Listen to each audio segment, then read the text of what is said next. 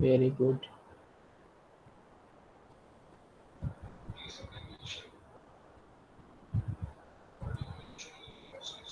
So today we'll study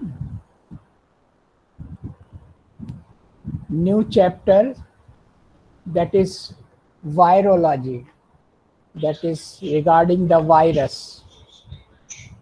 Okay, should I start now? Yes, sir. Everybody has joined, I think.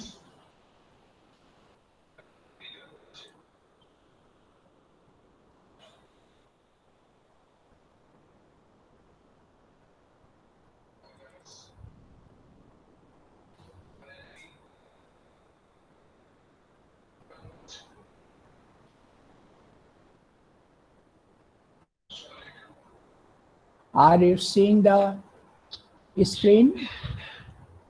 Screen दिख रही है आपको? Yes, sir. Yes, sir.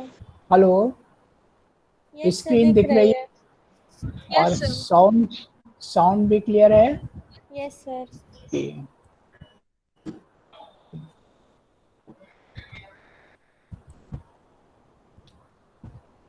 So today I am starting with the virology, that is scientific study of viruses. Virology is scientific study of viruses. They are submicroscopic parasitic organisms of genetic material. They are submicroscopic, that means they cannot be seen by naked eye. Even sometimes we need electron microscope to visualize virus. And then number two, they are parasitic organisms. Virus cannot remain alive without a parasite. Without a parasite, may be human being, parasite may be any animal, parasite may be the plant, parasite may be the fungus, or even parasite may be the bacteria also. But virus cannot live alone. That means virus always require a parasite. That's why it is known as parasitic organism. That means it is dependent on some other organism. It is not a independent organism. It cannot live for more time independently. तभी बताते हैं जैसे virus किसी ने कफ किया और उससे virus निकले, अगर वो जमीन में गिर गए या किसी ऑब्जेक्ट में लग गए और अगर किसी पर्सन ने उसको नहीं टच किया है तो वो 2-4 घंटे में वो अपने आप वहाँ पर डेड हो जाएंगे. That means they cannot live without a living organism. They always require a living organism to live on. That's why they are parasitic organisms. And of genetic material, that means they only contain genetic material. They don't have any other inclusions of the cell. When they don't have any other inclusions of the cell, how that cell can be independent? आपको पता है independent cell होने के लिए बहुत सारे inclusions होते हैं. उसमें Golgi bodies, mitochondria, ribosomes, there are so many structures in the cell, but they contain only genetic material. That means either DNA or RNA, only genetic material. And this genetic material requires a living cell to live in. So genetic material, they contain genetic material in the form of protein, coat and virus-like agents. तो genetic material protein coat के रूप में होता है और they are only genetic material, parasitic organisms, they are always microscopic.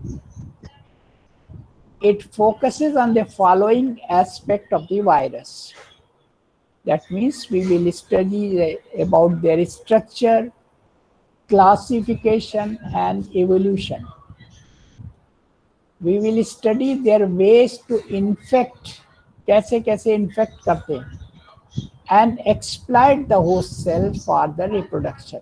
exploit करना यानी आप होस्ट सेल के पास गए तो वहां पर केवल आप रह नहीं रहे, वहां पे उसका मटेरियल यूज करके आप डिवाइड हो रहे हैं, नंबर बढ़ा रहे हैं अपना। तो इस तरह एक्सप्लॉइट करना यानी सारी चीजें जो होस्ट सेल में है। आपका सेल वायरस का डिवीजन कब होगा? जब वायरस का डीएनए आरएनए रेप्लिकेट करेगा, और रेप्लिकेट किसकी मदद से करेगा? होस्ट सेल की। तो सारी चीज ये होस्ट सेल की ले लेते हैं, तभी रिप्रोडक्शन होता है, यानी तभी इनकी संख्या बढ़ सकती है। तो इस तरह ये प्रोसेस कहलाती है एक्सप्लॉइट करना। जैसे आप किसी फ्रेंड के पास जाएं और आप अपना सामान कुछ भी ना ले जाएं, सारा सामान उसी का लेकर के आप अपनी ग्रोथ करें, तो ये एक्सप्लॉइटेशन हुआ। वैसे ही वायरस भी होस्ट सेल में जाकर होस्ट सेल के सारे मटेरियल्स को यूज करता है। तो उससे होता क्या है, जो इसका वायरस होता है, वायरस का जो जेनेटिक मटेरियल है ग्रो करता है, मल्टीप्लाई करता है और नंबर में बढ़ जाता है। तो इस तरह से they exploit the host cell.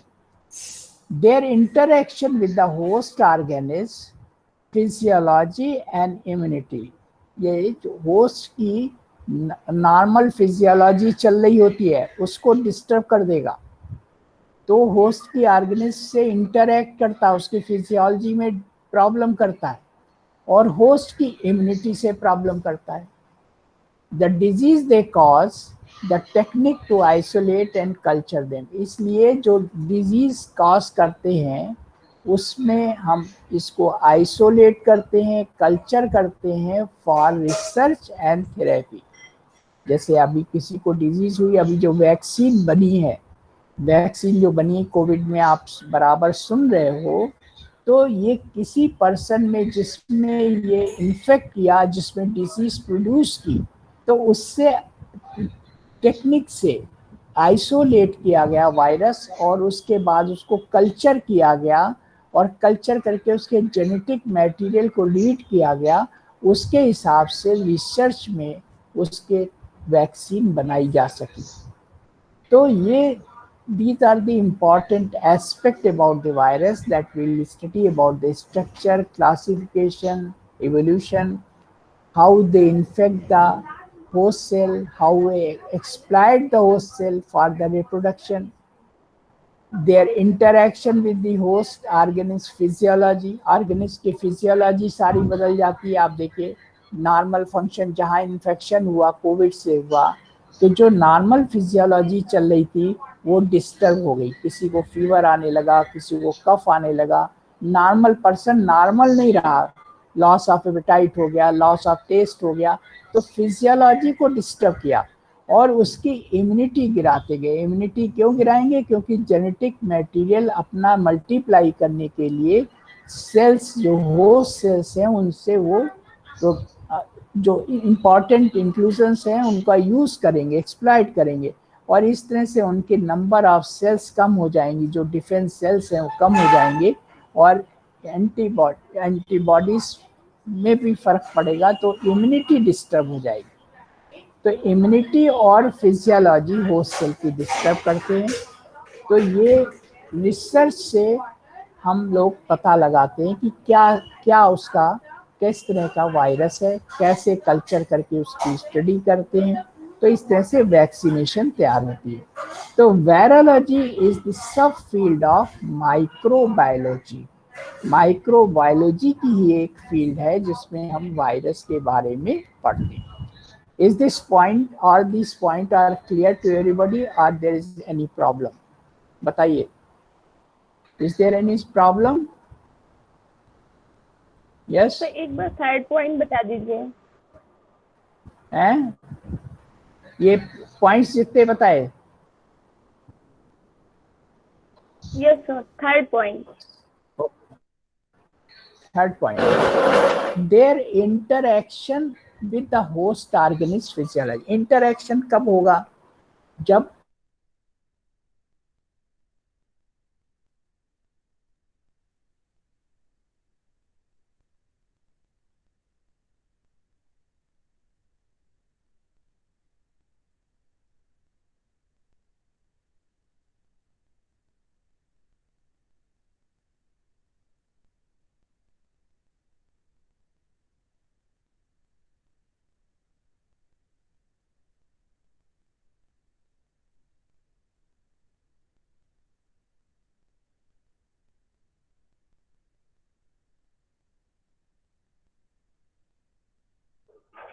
Sir आपकी आवाज नहीं आ रही।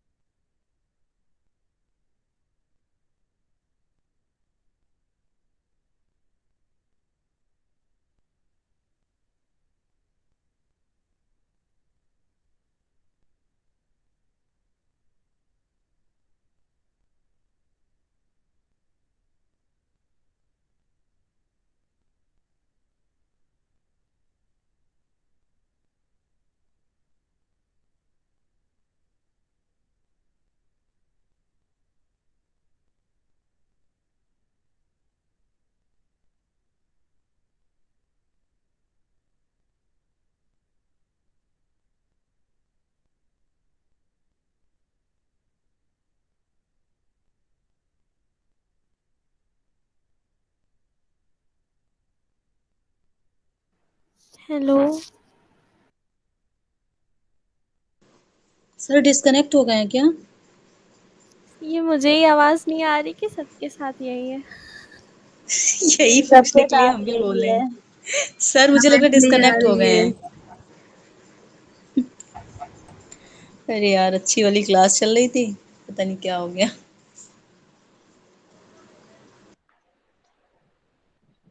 ये मीटिंग रिकॉर्डिंग पे है, यूट्यूब पे जाएगी। हाँ तो तुम चुप रहो, तुम मत बोलो। अब जब सर है नहीं तो रिकॉर्डिंग पे कैसे जाएगा?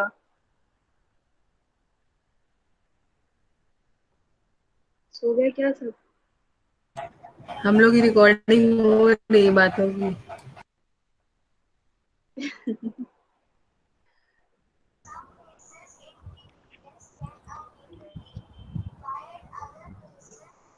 Hello, yes sir. Yes sir. this point is clear or not? Now this no third sir, point is clear. आप रिकनेक्ट हो गए थे।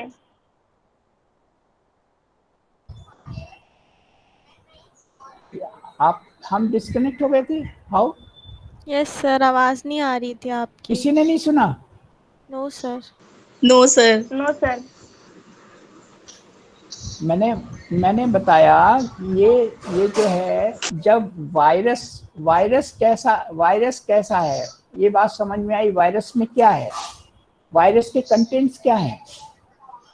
Virus only contains the genetic material. आपको पता है हर सेल में, हर लिविंग सेल में एक न्यूक्लियस होता है, ये तो सबको पता है ना। हर लिविंग सेल में एक न्यूक्लियस है, और न्यूक्लियस में क्या होता है? जेनेटिक मटेरियल, डीएनए और आरएनए। डीएनए आरएनए होता है, यू नो, एवरीबॉडी नो। बोलते जाइए, यस करते जाइए, तब फिर मैं आगे यस बढ़ूँ, सर। समझ में आता है आपसे। Yes sir. हेलो, हाँ। यस तो सर। हर सेल में, हमारी जितनी भी बॉडी में सेल्स हैं, हर सेल में न्यूक्लियस है, हर एक में है ना। एक केवल आरबीसी में नहीं होता, ये जो मेच्योर आरबीसी, उसमें न्यूक्लियस नहीं होता, क्योंकि हीमोग्लोबिन ज़्यादा आ सके, ऑक्सीजन ज़्यादा आ सके। बाकी सारी सेलों में न्यूक्लियस होता है। तो न्यूक्लियस में जेनेटिक मटेरियल, और सेल में अदर इंक्लूजन्स भी होते हैं, जैसे नाम लीजिए गोल्जी बॉडीज, राइबोसोम्स, माइटोकॉन्ड्रिया। ये सारे क्या चीजें होती हैं? अदर इंक्लूजन, जो सेल को एलाइव रखते। मगर क्योंकि वायरस के पास केवल जेनेटिक मटेरियल है, पहले ऊपर ही बताया, पहले शुरुआत में ही, केवल जेनेटिक मटेरियल है, तो वायरस की सेल में अदर इंक्लूजन्स नहीं होते हैं। Is this point clear? Yes sir. Is this point is clear to everybody? केवल जेनेटिक, और वो भी जेनेटिक मटेरियल में एक खास बात ये होती है, either there will be DNA और देयर विल बी आरएनए, दोनों नहीं होते। केवल डीएनए होगा या केवल आरएनए होगा। तो जेनेटिक मटेरियल भी एक है, और उसके अलावा अदर इंक्लूजन्स नहीं है। तो कोई भी वायरस हो, वो अपनी लाइफ इंडिपेंडेंट नहीं चला सकता। कोई भी लाइफ होगी, कोई भी वायरस होगा, वो इंडिपेंडेंट लाइफ नहीं लीड कर सकता। तो उसको क्या करना पड़ेगा? किसी भी लिविंग ऑर्गेनिज्म पे रहना पड़ेगा। वो लिविंग ऑर्गेनिज्म क्या हो सकती है?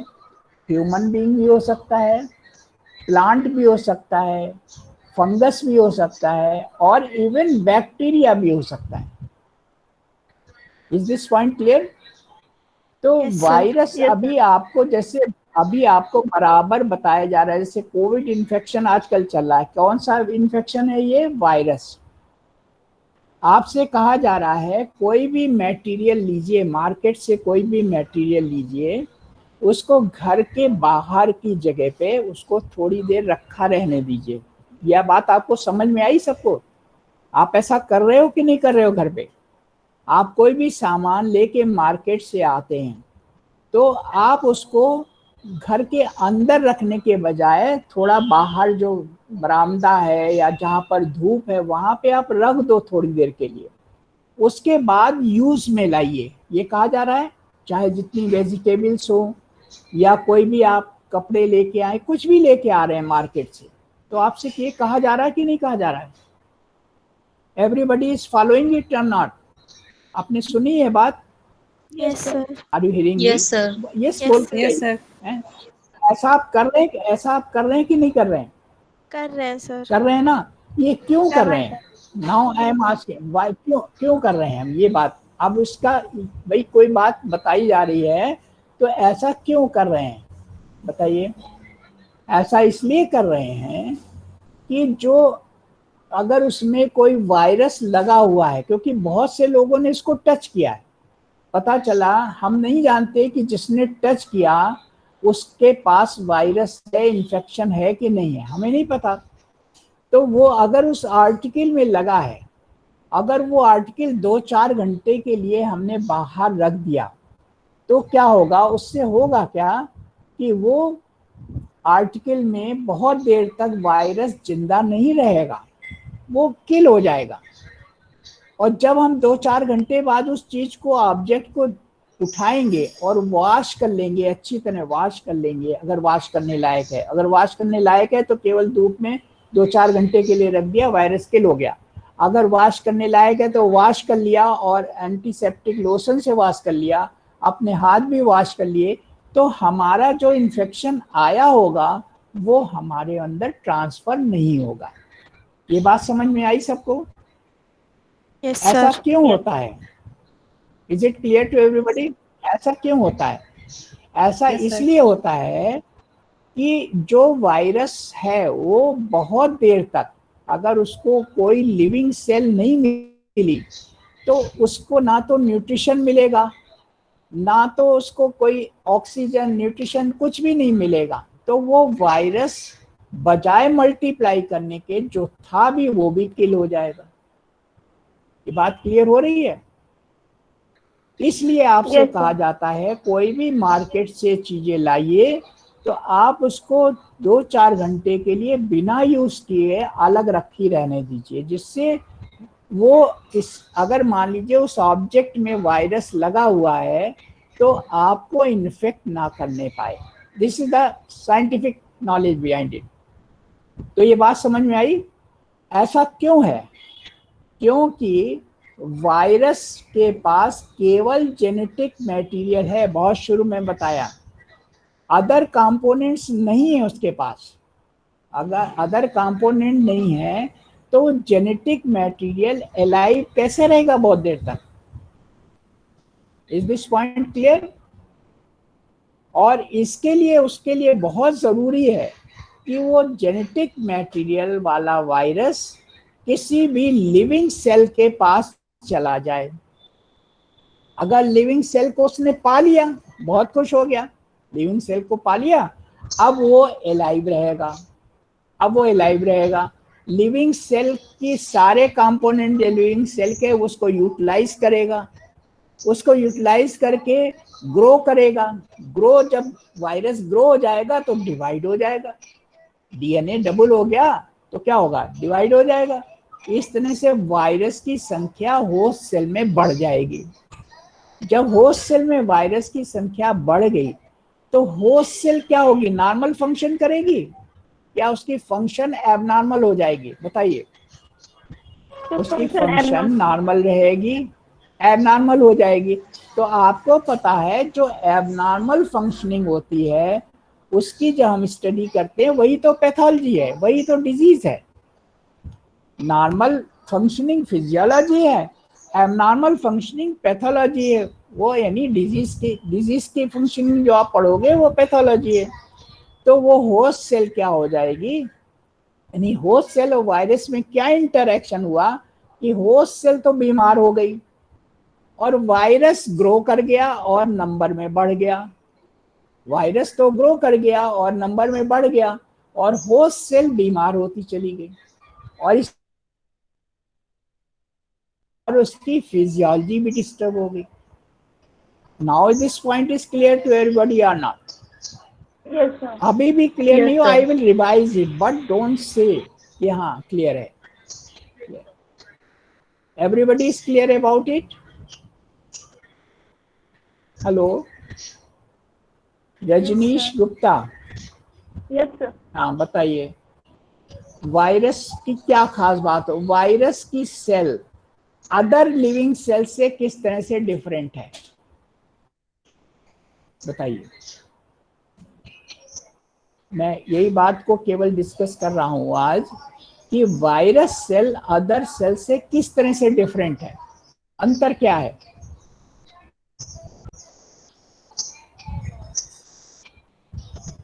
हेलो,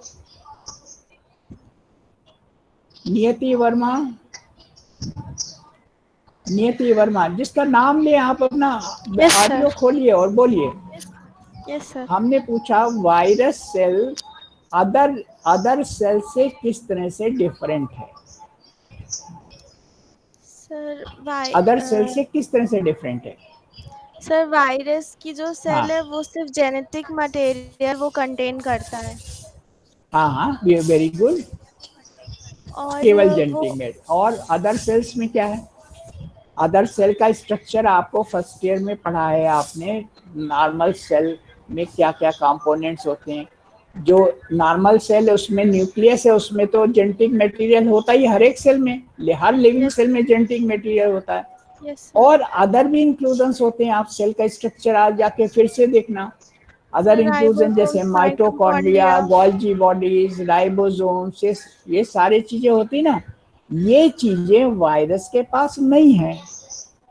तो ये चीजें सेल को लिविंग रखने के लिए ये चीजें जरूरी होती हैं, इसीलिए तो होती है सेल के अंदर। Yes sir. Is this point clear? Yes sir. Cell में ये सारी चीजें क्यों है कि सेल को अलाइव रखें। वायरस के पास ये नहीं है, तो वायरस सहारा ढूंढता है। वायरस सहारा किसका ढूंढता है? Sir living animal cell organism का या प्लांट सेल का। जितनी भी लिविंग सेल हैं ये सबके पास लिविंग सेल है ना। हमारे ह्यूमन के पास भी हैं, एनिमल के पास भी लिविंग सेल है, प्लांट के पास भी लिविंग सेल है, फंगस के पास भी लिविंग सेल है, इवन बैक्टीरिया के पास भी अपनी ओन लिविंग सेल है। बैक्टीरिया ऐसा नहीं होता कि खाली जेनेटिक मटेरियल हो, उसके पास भी स्ट्रक्चर है। तो ये किसी में भी जा सकता है, जिसको भी होस्ट बनाएगा यानी जिस सेल में जाएगा तो वहां का मटेरियल जो उसकी सेल में है उस मटेरियल को यूज करेगा। जब उस मटेरियल को यूज कर लेगा तो क्या होगा, सेल के लिए बचेगा वो मटेरियल की नहीं, बताइए। आपके वहां कोई नहीं गेस्ट बचेगा। आए, आप अकेले या दो लोग रह रहे हो, आपने एक बजट बनाया हुआ है सामान मंगाने का, आपके पास सामान है, एक हफ्ते का खाना है। आपके गेस्ट आ गए एकदम से 10 लोग। अब 10 लोगों का खाना बना तो 7 दिन का खाना एक ही दिन में खत्म हो गया ना। गेस्ट, बहुत सारे गेस्ट आ गए ना एक साथ। तो अब आपकी जो बजट है डिस्टर्ब हुआ कि नहीं हुआ? जो 7 दिन का खाना आपके पास था, भोजन की मटेरियल था आपके पास, वो 10 गेस्ट आकर के एक ही दिन में सारा कंज्यूम कर लिया उन्होंने। आ रही बात समझ में? Yes sir. तो आपका जो एक दिन के बाद बाकी जो एक हफ्ते का खाना था, तो आप 6 दिन क्या करोगे? भूखे रहोगे ना। खाना है नहीं, मटेरियल बाहर से नहीं आ रहा, हम तो वो बात कर रहे हैं बाहर से नहीं, जो हम सेल की बात कर रहे हैं। ऐसे ही सेल में वायरस गया, उसने वहां का सारे चीजें जो सेल के इंक्लूजन्स थे उनको यूटिलाइज कर लिया। किस लिए यूटिलाइज किया? कि हाँ वायरस पहले ग्रो करे और फिर उसका नंबर बढ़े, यही तो उसका पर्पस था, ग्रो करे और नंबर बढ़े। तो उसके लिए सेल के जो कॉन्स्टिट्यूएंट्स थे उनका सारा मटेरियल इसने यूज कर लिया। अब सेल लिविंग किस पे रहेगी? या तो सेल डेथ हो जाएगी या सेल की फिजियोलॉजी बदल जाएगी। अगर फिजियोलॉजी बदल जाए तो क्या होगी? वो पैथोलॉजी कहलाएगी ना। फिजियोलॉजी का मतलब नॉर्मल फंक्शनिंग। अगर हमारे शरीर में नॉर्मल फंक्शनिंग ना हो, एबनॉर्मल फंक्शनिंग हो जाए तो वो क्या कहलाएगी, बताइए? उसको क्या बोलते हैं? यस नियति बोलिए, उसको क्या बोलेंगे? अगर नॉर्मल फिजियोलॉजी ना हो आर यू हियरिंग मी नियति? Yes sir. हाँ, अगर नॉर्मल फिजियोलॉजी ना हो तो क्या होगा सेल में? सर डिसबैलेंस हो जाए, नॉर्मल सेल डेथ हो फिजियोलॉजी तो उसको बोलेंगे क्या? उसको बोलेंगे क्या? सर मैं बताऊं? ऑडियो खोलिए तब तो बोल पाएंगे। उसको क्या बोलेंगे अगर नॉर्मल फिजियोलॉजी नहीं है? हाँ बताइए, सर मैं बताऊं? बोलिए। हाँ सर उसको पैथोलॉजी बोलेंगे। हाँ हाँ, बोलिए बोलिए बोलिए। सर पैथोलॉजी बोलेंगे।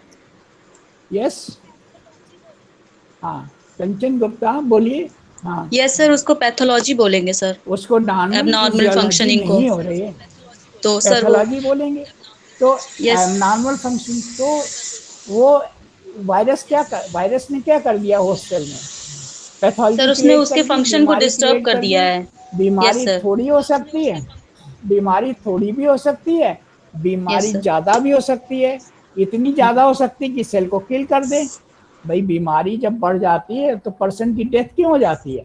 डेथ होने का मतलब यानी उसको किल करने भर की सारी सेल्स लाइव नहीं रहनी थी, पैथोलॉजी बहुत ज्यादा बढ़ गई तो उसकी डेथ भी हो जाती है। ऐसे सेल डेथ, एक ऑर्गेनिज्म की डेथ और सेल डेथ बात तो एक ही है। तो वायरस जब जाता है होस्ट सेल में, try to understand everybody, because virus only contain genetic material, it does not contain other constituents to live.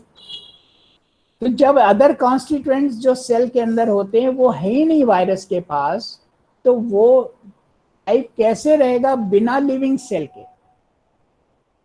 इसीलिए आपको बोला जाता है कि जो भी आप बाहर से मटेरियल लाएं उसको आप बहुत देर तक टच ना करें, धूप में रखा रहने दें, हवा में रखा रहने दें, पानी से वॉश कर लें, जिससे वो वायरस आप तक ना आ पाए। अगर आप तक नहीं आ पाया तो how it will multiply? It will not grow, it will not multiply, पहले ही किल हो जाएगा। तो ये वायरस में और नॉर्मल सेल में ये फर्क है। तो जब ये किसी भी नॉर्मल सेल में पहुंचता है जहां पर इसको अदर मटेरियल मिलेंगे ग्रो करने के लिए, मल्टीप्लाई करने के लिए, वहां पहुंच जाता है। और वो नॉर्मल सेल कौन सी हो सकती है? एनिमल सेल हो सकती है, प्लांट सेल हो सकती है, प्लांट को भी वायरस डिजीज होती है, एनिमल को भी वायरस डिजीज होती है, ह्यूमन में भी वायरस डिजीज होती है, जैसे अभी आप देख रहे हैं कोरोना वाला। और इवन इट में इन्फेक्ट बैक्टीरिया तक। बैक्टीरिया में जब वायरस चला जाता है उसको हम बोलते हैं बैक्टीरियोफेज, अभी आगे आएंगे उसी के बारे में बात करेंगे। तो इस तरह से ये किसी भी लिविंग सेल को इन्फेक्ट कर सकती है, क्योंकि इसके पास अपना कुछ भी जेनेटिक मटेरियल के अलावा लिविंग रहने की कोई भी अदर इंक्लूजन्स नहीं है जो नॉर्मल सेल्स में होते हैं। इसलिए इसको लिविंग सेल में जाना, इसीलिए इसको हम कहते हैं virus is a parasitic organism. Parasitic organism means it will be remain alive only on the host cell. Host cell के अलावा ये बाहर जिंदा नहीं रह सकता बहुत देर तक। और कब तक जिंदा रहेगा? जब तक कोई इन्फेक्टेड पेशेंट ने कफ किया, उसके कफिंग में वायरस निकल रहे हैं, तो वो जहां पे निकलेंगे जमीन में पड़े रहेंगे या किसी आर्टिकल के ऊपर पड़े रहेंगे। मगर आफ्टर फ्यू आवर्स अगर वो किसी में ट्रांसमिशन नहीं पाए, अगर किसी ह्यूमन ने उसको टच नहीं किया या किसी एनिमल ने उसको टच नहीं किया, तो वो वहीं के वहीं किल हो जाएंगे। और अगर टच कर लिया तो क्या होगा? वो इन्फेक्शन उसमें पहुंच जाएगा। Is this point clear to everybody और not? Hello, yes sir. Is this point clear? Okay. Yes so virology में यही बात हम कर रहे थे पहले कि it is the parasitic organism, genetic material केवल होता है इसमें, और वो जेनेटिक मटेरियल और बाहर एक कोटिंग होती है प्रोटीन कोट, जिससे उसकी जेनेटिक मटेरियल की रक्षा हो सके। बाकी कुछ भी इसके पास नहीं होता है। बाकी किससे लेता है? होस्ट सेल से। और होस्ट सेल को जब ये लेगा तो करता क्या है? ये कहाँ भी जा सकता है, एनिमल में जा सकता है, प्लांट में, फंगस में, बैक्टीरियोफेज। तो हम क्लासिफाई कैसे करेंगे वायरस को? वायरस की स्ट्रक्चर के हिसाब से क्लासिफाई कर सकते हैं, और दूसरा वायरस क्या क्या डिजीजेस काज करता है उसके हिसाब से हम क्लासिफाई कर सकते हैं।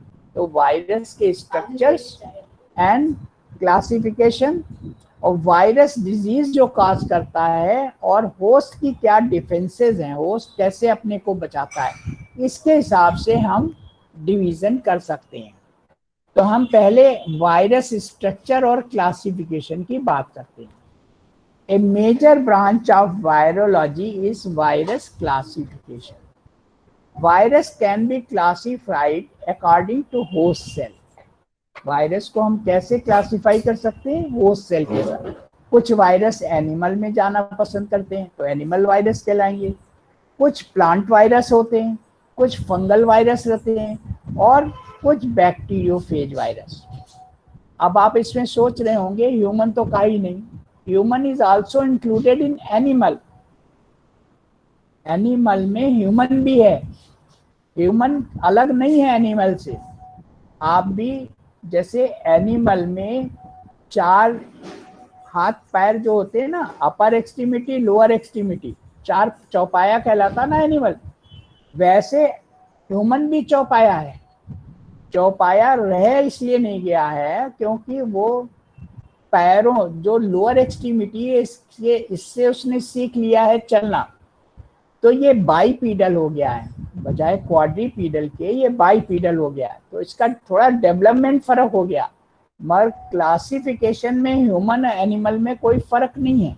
तो हम एनिमल वायरस कहेंगे, प्लांट वायरस कहेंगे, फंगल वायरस कहेंगे, और बैक्टीरियोफेज। बैक्टीरियोफेज माने जो वायरस बैक्टीरिया को इन्फेक्ट करते हैं उनको हम क्या कहते हैं? बैक्टीरियोफेज। तो वायरस का क्लासिफिकेशन जो स्ट्रक्चर पढ़ेंगे हम, उसको 4 तरह से हम कह सकते हैं: animal virus, plant virus, fungal virus और बैक्टीरियोफेज। इसका बहुत डिटेल नहीं पढ़ेंगे हम लोग, मगर थोड़ी बहुत बातें जानेंगे कि ये 4 तरह से क्लासिफाई कर सकते हैं। रेंज इन साइज में भी 30 नैनोमीटर टू 450 नैनोमीटर। नैनोमीटर ये समझे आप, यानी किसी चीज का 1000 से डिवीजन कर दीजिए तो आप उतना आंखों से नहीं देख सकते, आपको इलेक्ट्रॉन माइक्रोस्कोप या अच्छे माइक्रोस्कोप चाहिए देखने के लिए। तो इसका साइज बहुत छोटा होता है, which means that most of them can not be scene. ये देखे नहीं जा सकते, इसीलिए आपको क्या कहा जा रहा है? आप डबल मास्क लगाइए, क्योंकि आप देख नहीं सकते कहाँ से वायरस आ रहा, दिखलाई तो दे नहीं रहा। और डिस्टेंस मेंटेन करिए, डिस्टेंस मेंटेन करिए, आपको ही नहीं पता जिस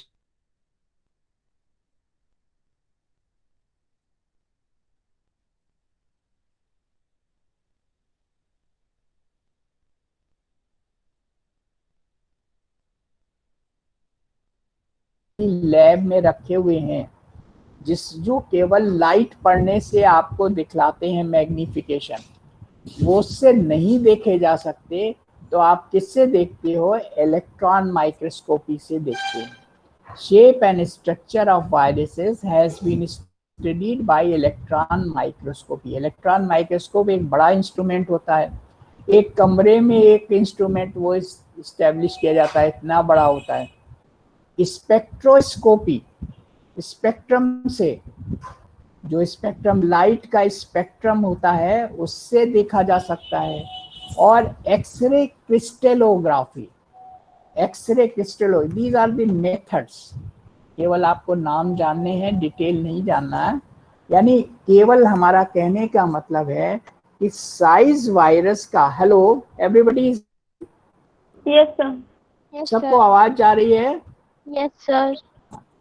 तो हाँ, yes sir, okay.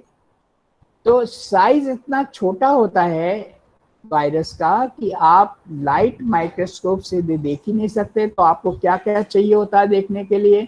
Electron microscope, spectroscopy और एक्सरे क्रिस्टलोग्राफी। यानी जिससे क्रिस्टल आप देखते हो एक्सरे, उससे आप देख सकते हो। तो most useful and most widely use classification इस तरह से होता है। नंबर 1, इतनी बात समझ में आई साइज के बारे में। हम वायरस किसको किसको इन्फेक्ट करता है? Yes, hello, sir. वायरस किसको किसको इन्फेक्ट करता है?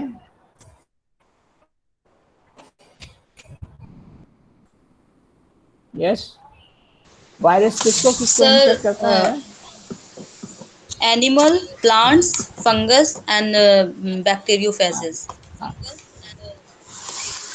बैक्टीरियोफेज। बैक्टीरियोफेज क्या होता है? What is bacteriophage? What is bacteriophage? Sir, viruses that feed on bacteria. हमने बैक्टीरिया पढ़ाया हुआ है ना पैथोलॉजी में, बहुत शुरू में चैप्टर बैक्टीरिया का लिया था। उसमें ये नहीं बताया था केवल जेनेटिक मटेरियल होता है, उसमें तो सारे जो सेल में कॉन्स्टिट्यूएंट्स होते हैं वो बैक्टीरिया में। तो वो बैक्टीरिया के अंदर भी ये जा सकता है ग्रो करने के लिए। ऐसा वायरस जो बैक्टीरिया के अंदर चला जाता है ग्रो करने के लिए, उसको हम बैक्टीरियोफेज कहते हैं। फेज यानी बैक्टीरिया ने खाया हुआ है क्या? वायरस को। बैक्टीरिया के अंदर चला गया ना, तो हम उसको क्या बोलेंगे? Bacteriophage. Is it clear now? तो एनिमल में जा सकता है, प्लांट में जा सकता है, फंगस में जा सकता है और बैक्टीरिया में जा सकता है। It is of very Sir, एक small bar size. Bacteriophage. It can, हाँ अभी और आगे डिटेल में बात करेंगे। भाई जैसे एनिमल में हो, एनिमल की होस्ट सेल बनी, होस्ट सेल कौन हो सकती है? एनिमल की सेल,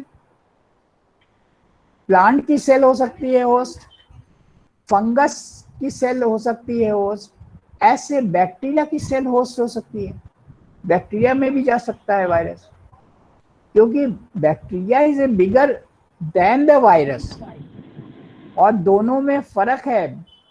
बैक्टीरिया वैसे भी रह सकते हैं, they are not always parasitic.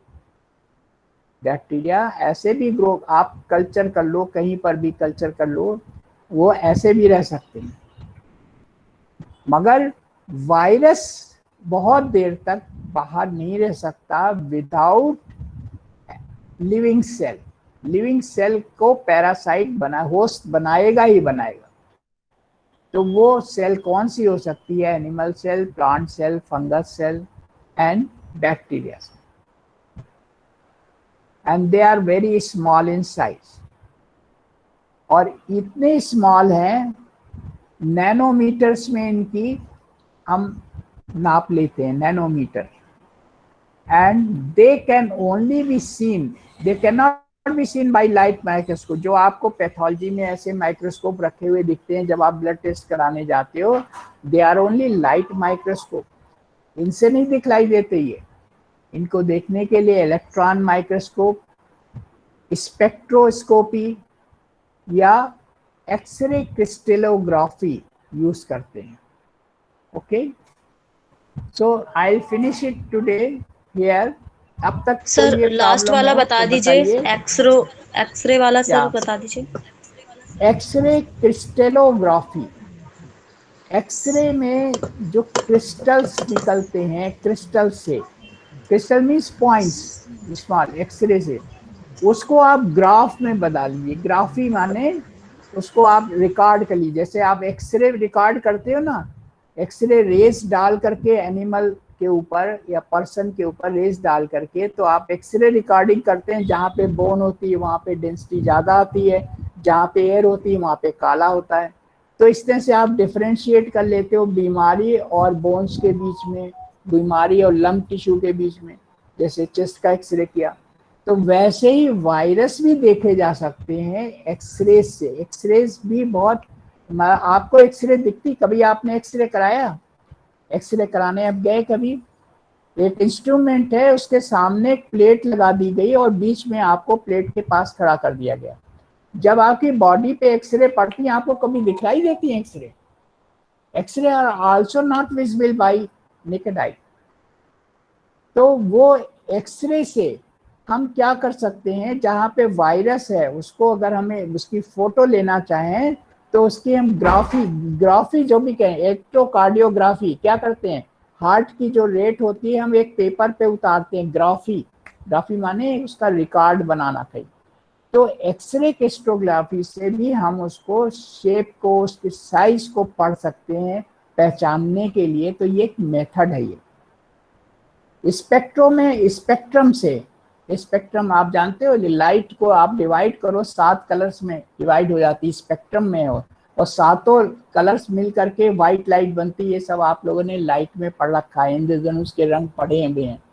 तो स्पेक्ट्रम से, उस स्पेक्ट्रम से कुछ स्टडी हो जाती है। ये बड़ी हाई फाई मतलब स्टडीज हैं जो लैब्स में होती रहती हैं, हम लोग केवल नाम जानेंगे कि उससे हम वायरस को देख सकते हैं। कुछ वायरस किसी रेड स्पेक्ट्रम में दिखेंगे, कुछ ग्रीन स्पेक्ट्रम में दिखेंगे, तो यानी स्पेक्ट्रोस्कोपी कहलाती है। और इलेक्ट्रॉन माइक्रोस्कोप के अंडर में हम देख सकते हैं। इलेक्ट्रॉन माइक्रोस्कोप में मैग्निफिकेशन मल्टीपल टाइम्स बढ़ जाता है। मैग्निफिकेशन, कोई चीज बहुत, एक छोटा सा डॉट ले लीजिए तो वो आपको दिखेगा जैसे स्क्वायर मीटर वाली जगह हो, इलेक्ट्रॉन माइक्रोस्कोप के नीचे रखें। इलेक्ट्रॉन माइक्रोस्कोप के नीचे इतना ज़्यादा क्लियरेंस होती है कि जैसे आप बहुत अच्छी खाने की थाली लीजिए, आपको कुछ नहीं दिख रहा, बड़ा शुद्ध खाना दिख रहा है, आप वो थाली इलेक्ट्रॉन माइक्रोस्कोप के नीचे रख दीजिए, आपको इतने बैक्टीरिया, इतने वायरस दिख जाएंगे कि आप खा नहीं सकते फिर उसके बाद, क्योंकि एयर में सारा इन्फेक्शन है, एयर में बैक्टीरियाज हैं, एयर में सब है, वो सारे आपके खाने के ऊपर लगे हुए। तो इलेक्ट्रॉन माइक्रोस्कोप का मैग्निफिकेशन बहुत फर्क है, तो उसमें ही हम इसको देख सकते हैं। Is it clear now? Sir एक Hello. पॉइंट बता दीजिए। हाँ बताइए, कौन सा? So the technique to isolate and culture them, इसका मतलब तो क्या होगा? Technique to isolate and culture. Isolate माने अलग करना, और अलग करके कल्चर करना। कल्चर करने के लिए जैसे किसी भी चीज को हम कोई भी टेस्ट कराते हैं, जैसे हमने स्पूटम टेस्ट कराया, यूरिन टेस्ट कराया, उसमें आपने देखा होगा लिखा होता है कल्चर करके रिपोर्ट दीजिए। कल्चर माने जिस मीडियम में कोई चीज ग्रो कर सकती है उस मीडियम को आप दे दीजिए, तो उसमें वो बैक्टीरिया ग्रो कर जाएगा, और फिर इसको माइक्रोस्कोप के नीचे पहचान लीजिए। तो आइसोलेट करना, ये जो अभी जितने ही अभी इन्फेक्शन हो रहा है ना, तो इनकी जो स्टडी चल रही है वायरोलॉजी लैब में, आपने अभी नाम सुना कि डिफरेंट वेरिएंट्स आ रहे हैं, वेरिएंट्स, वायरस के वेरिएंट्स आ रहे हैं, यानी जो वायरस पहले था वो थोड़ा सा रूप बदल दिया उसने, वो रूप बदल करके आ रहा है। ये कहाँ स्टडी हुई? किसी लैब में ही तो स्टडी होगी ना। तो वो लैब में स्टडी करने के लिए क्या करते हैं, उस वायरस को आइसोलेट माने अलग करना, वायरस को अलग करने के, यानी जो डिफरेंट टाइप के वायरस हैं उनको पहचाना किसके अंदर गया, इलेक्ट्रॉन माइक्रोस्कोप, ये कोरोना वायरस है और बाकी ये अलग वाले वायरस है, ये इन्फ्लुएंजा वायरस है, ये सार्स वायरस है और ये कोरोना वायरस है। इस तरह से अलग अलग आइडेंटिफाई कर कौन करा, साइंटिस्ट ने किया, इलेक्ट्रॉन माइक्रो। अब उसको आइडेंटिफिकेशन में केवल एक वायरस मिला था, अब उनको मालूम है अगर इसको हम किसी होस्ट सेल में रख दें, लिविंग सेल में, तो ये मल्टीप्लाई कर जाएगा। तो उन्होंने एक होस्ट सेल ले ली, वो होस्ट सेल में वो वायरस डाल दिया, अब वहां से वो वायरस क्या होगा, ग्रो करेगा, मल्टीप्लाई करेगा। ये कहलाता है कल्चर करना। यानी कल्चर करने में आपने एक वायरस लिया और बना लिया उससे 100 वायरस, तो उसको 100 वायरस करने के लिए कोई उसको मीडियम देंगे ना, आप कोई भी मीडियम क्या दिया आपने, होस्ट सेल में डाल दिया उसको। होस्ट सेल माने किसी बॉडी का टिश्यू लेकर के, एनिमल के बॉडी का टिश्यू ले लिया, लीवर ले लिया, किसी का गॉल ब्लैडर ले लिया, या स्किन से सेल निकाल ली, उसमें वायरस डाल दिया। अब वायरस को क्या हुआ, उसमें लिविंग, उसमें इंक्लूजन्स मिले सेल में, उससे क्या होगा, वायरस ग्रो करेगा, ग्रो करेगा फिर मल्टीप्लाई करेगा। तो ये क्या कहलाता है, कल्चर। अभी आप जब लैब खुलेगी तो आप उसमें जाके देखिएगा कि बैक्टीरिया कैसे ग्रो किए जाते हैं। वहाँ पे वायरस तो नहीं दिखेगा, मगर बैक्टीरियल डिफरेंट मीडियम्स रखे हुए हैं, उसमें एक बैक्टीरिया डाला गया, 4-6 दिन बाद देखा जाता है तो उसमें ग्रो करके 100 हो गए, 150 हो गए, तो ये कहलाता है कल्चर मीडियम डाल करके कल्चर करना। Is this point clear now? Yes, sir. Yes, sir. Okay Thank you. Okay, तो so we'll continue on Thursday, फिर क्लास होगा at the same time 10 a.m. I'll give you notice. Okay. Yes, sir. Thank you, sir. Thank you, sir. Thank you, sir.